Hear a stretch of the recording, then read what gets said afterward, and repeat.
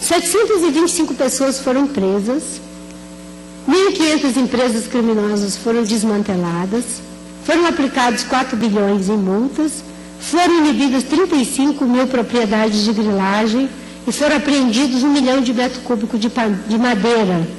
Só para ter uma ideia, um carro cheio de madeira atrás do outro, de São Paulo ao Rio de Janeiro. 1 milhão de metros cúbicos de madeira. Há 20 anos atrás seria impossível fazer isso. Qualquer político, qualquer governador que fosse fazer disso, não tinha a menor chance. Não foi a senadora Marinha e a sua equipe que fizeram isso. Quem fez isso foi a sociedade brasileira, que deu sustentação política para que isso acontecesse. Às vezes a gente diz, mas os deputados e senadores não fizeram. Quer ver um outro exemplo? A lei da Mata Atlântica. Era 1.300.000 quilômetros quadrados, hoje só restam 7%. A lei para proteger os 7% fundamental para o microclima, o equilíbrio hídrico dessa região toda, levou 15 anos. A culpa é dos senadores e do deputado. Sem dúvida. E principalmente de quem votou esse tipo de senador, esse tipo de deputado lá. Isso é a dimensão da sustentabilidade política. Não terceirize para os outros a responsabilidade. Nós somos sujeitos e, como sujeitos, temos que nos colocar responsáveis. Só que nós temos um problema. Cada vez mais a gente está querendo fugir da raia, né? Tem um estudo feito nos Estados Unidos por um psiquiatra que ele diz que de cada 5 pessoas que ele atende no seu consultório com problemas, enfim, emocionais, pelo menos 3 têm dificuldade de lidar com 3 questões: o desapontamento, o adiamento do prazer e o peso da responsabilidade.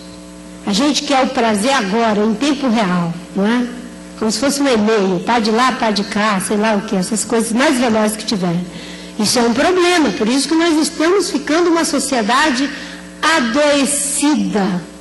Não sabemos lidar com o desapontamento, o adiamento do prazer e o peso da responsabilidade. Isso não é uma questão puramente moral. Isso é um adoecimento civilizatório, um adoecimento cultural.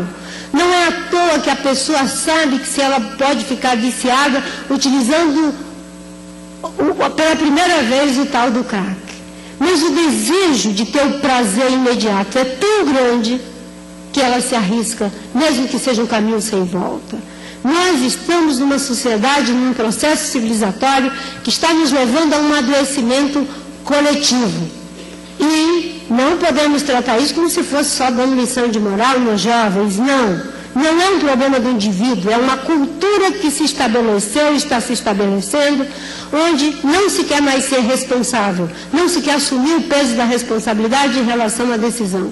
Que apareça um Messias, um salvador da pátria, que diga que ele é o melhor gerente, que ele vai fazer, que ele vai acontecer, que ele tem o melhor currículo, e eu fico em casa em berço esplêndido.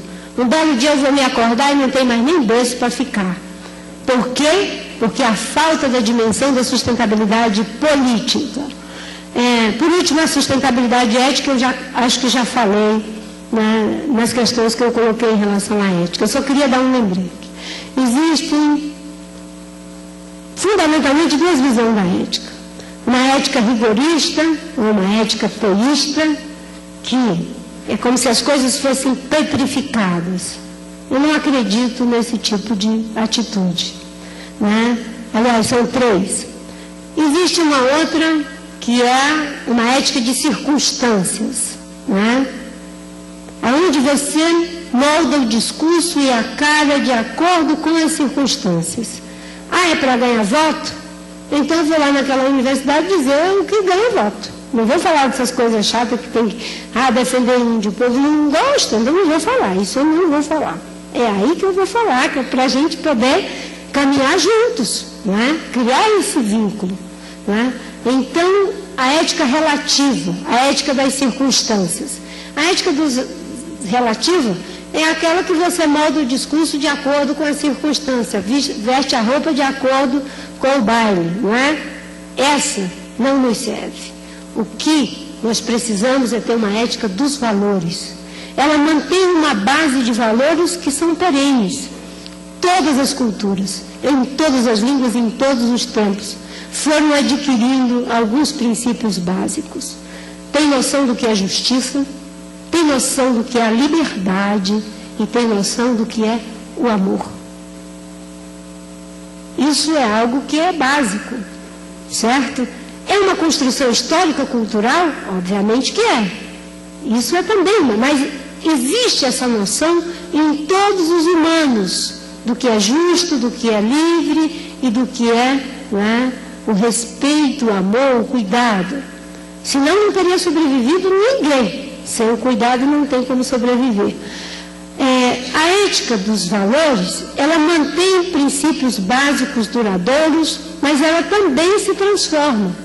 Existem algumas coisas que a história e a cultura foi transformando. E aí nós não temos uma ética petrificada que também não se move, não tem circularidade. A dimensão da sustentabilidade ética diz respeito a uma ética dos valores, em que em cima de princípios éticos e valores morais duradouros nós estabelecemos alianças pontuais. Eu não preciso concordar com tudo que vocês pensam aqui, mas vamos ver quais são os princípios que nos fazem ficar unidos. Se está em risco toda a vida na Terra, então todos nós concordamos que precisamos fazer alguma coisa. Todos nós concordamos que nós não temos o direito de encerrar, não é, a possibilidade da vida para aqueles que ainda não nasceram. Então isso já nos une, é um princípio. A forma como nós vamos fazer isso, alguns vão achar que é de um jeito, outros vão achar que é de outro, e nesse aspecto até nós podemos divergir. Tem algumas coisas que a gente caminha junto, e alguns períodos, e outros a gente se separa, não é? Eu, por exemplo, mantenho relação com todos os partidos. Todos os partidos. E eu brinco, né? Eu tenho glóbulos vermelhos e brancos em todos os partidos. Em alguns mais, outros menos, mas tem. Então, quando tem problema das votações, umas votações horríveis contra a legislação ambiental, mudar o Código Florestal, como estão querendo fazer, não é? Mudar a lei dos crimes ambientais. Aqui a gente tem uma cultura de, em vez de passar no teste, a gente muda o teste. Não é? Essa legislação ambiental é muito complicada. Vamos mudar a legislação. Só que a natureza não muda. Se construir a casa lá em cima do lixão, quem é prejudicado? As populações mais vulneráveis. Se não respeita a mata ciliar, a natureza não sabe falar, mas sabe se vingar como ninguém. Não sabe se defender, mas sabe se vingar. Então, em lugar de mudar o teste, de passar no teste, a gente muda o teste. A dimensão da sustentabilidade ética diz respeito, né, a essa nossa capacidade de ter uma ética que não seja de circunstâncias. Uma ética que muitas vezes nos faça assumir posições que nos levam a situações que não são muito boas. Né? Para um político, o que é terrível para o empresário? É prejuízo na empresa, né? Para um professor, enfim, que ele não consiga dar sua aula, que seus alunos não aprendam, isso é um prejuízo, né? Para o político eu posso perder voto com isso, é um horror, ninguém quer perder voto. Mas lamento muito, existem alguns valores que às vezes você tem que perder voto. Porque é uma corrida de 4x4, cada um faz a sua parte. Os políticos mais insustentáveis que eu conheço são os ambientalistas. Porque uma boa parte deles se elege uma vez e tem que confrontar tantos interesses que não consegue se eleger a outra. É um preço. Eu, graças a Deus, consegui superar essa barreira. Vereadora, deputada, senadora pela segunda vez, ia ter um terceiro mandato de senadora e decidi que não ia ter mais. Porque eu ia voltar para a sociedade para fazer a militância social pelo desenvolvimento sustentável. Aí veio o convite do PV, eu estou nesse lugar de pré-candidata. Para dizer as mesmas coisas, desenvolvimento pelo desenvolvimento, crescimento pelo crescimento, energia de qualquer jeito, de qualquer forma? Não. Para dizer que a energia é importante, mas vamos apostar numa matriz energética limpa, renovável e segura. Para isso precisaremos fazer os investimentos. Vamos apostar num modelo de agricultura que crie uma nova narrativa para os nossos produtos. O bom é que eu olho para a sociedade brasileira e vejo que ela está pronta para fazer isso. Vejo que ela está pronta para fazer isso. Tem 30 anos de militância socioambiental no Brasil, que agora começa a se unir num movimento que diz: nós não queremos mais do mesmo. Se nós fizermos do mesmo jeito, vamos ter as mesmas respostas. Se nós começarmos a fazer diferente,